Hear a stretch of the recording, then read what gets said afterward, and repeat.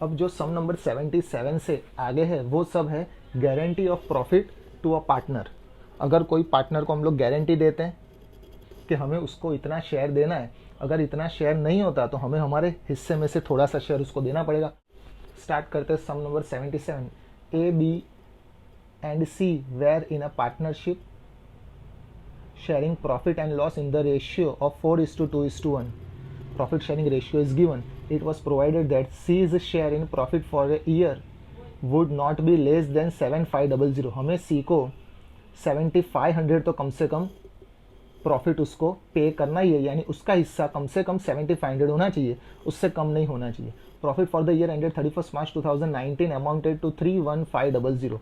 हमें प्रॉफिट दे दिया है पूरे साल का 31500। You are required to show appropriation among the partners. The profit and loss appropriation account is not required. हमें सिर्फ तीन पार्टनर का प्रॉफिट फाइंड करना है, profit and loss appropriation account हमें बनाने की जरूरत नहीं है। तो सबसे पहले फाइंड करेंगे तीन के प्रॉफिट सेपरेटली।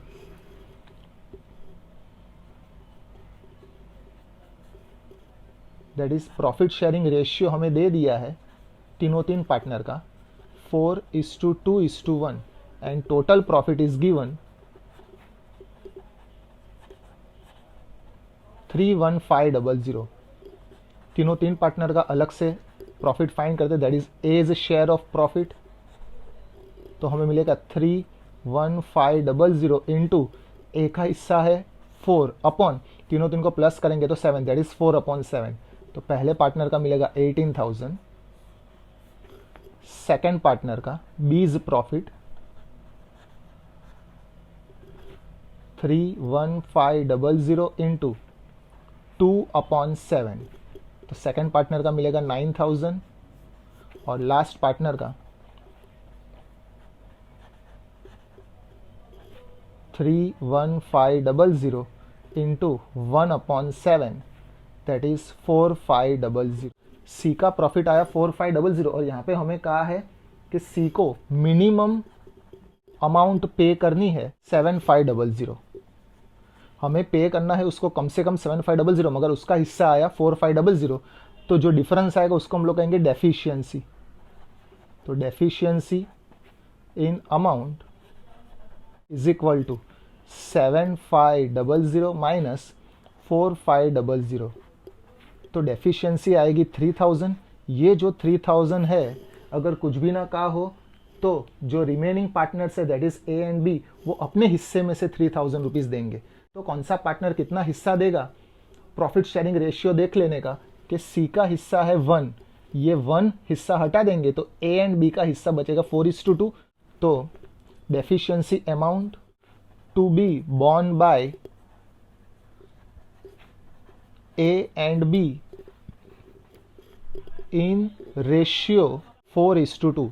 इसको लोवेस्ट टर्म में कन्वर्ट करेंगे तो हमें मिल जाएगा 2:1, यानी जो 3000 डेफिशिएंसी आई वो ए एंड बी 2:1 में अपने हिस्से में से पे करेंगे। तो सबसे पहले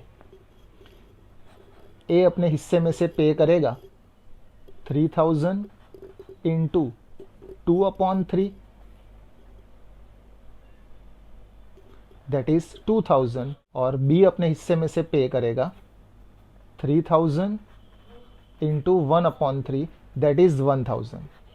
तो सबसे पहले ए का प्रॉफिट फाइंड करेंगे। तो ए का प्रॉफिट टोटल था हमारे पास 18000, उसमें से वो अपने हिस्से में से 2000 पे कर देगा सी को। तो अब ए के पास बचेगा 16000।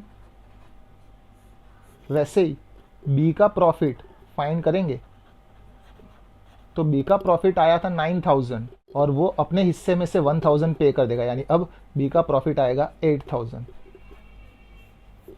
और जिसका हमें फाइंड करना था दैट इज सी का प्रॉफिट, उसका प्रॉफिट आया था 4500 और उसको हम लोग 3000 पे करेंगे, 2000 ए पे करेगा और 1000 बी पे करेगा, दैट इज 7500 सी का प्रॉफिट आएगा।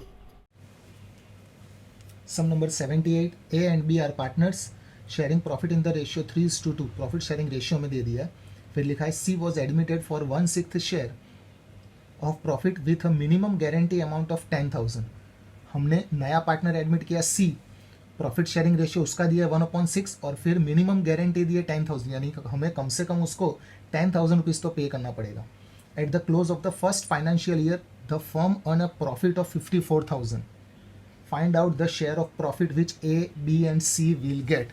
हमें सिर्फ अमाउंट फाइंड करनी है जो ए बी और सी को मिलेगी. तो सबसे पहले हम लोग टोटल प्रॉफिट में से सी का प्रॉफिट फाइंड करते हैं.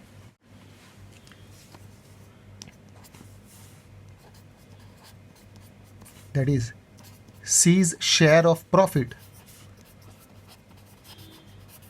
54,000 टोटल प्रॉफिट है. उसमें से 1/6 शेयर जो सी का है दैट इज 9,000 हमें मिलेगा सी का प्रॉफिट. तो रिमेनिंग प्रॉफिट कितना होगा? 54,000 में से सी को तो हम लोग 9,000 पे कर देंगे. तो अब बाकी के दो पार्टनर के हिस्से में बचेगा 54,000 माइनस 9,000 दैट इज 45,000. इसमें से ए को मिलेगा दैट इज ए का हिस्सा होगा 45,000 इंटू प्रॉफिट शेयरिंग रेशियो दोनों का दे दिया 3:2 दैट इज 3/5 और बी को मिलेगा 45,000 इंटू 2/5. तो ए को मिलेगा 27,000 और बी के हिस्से में आएगा 18,000. मिनिमम गारंटी हमने दी है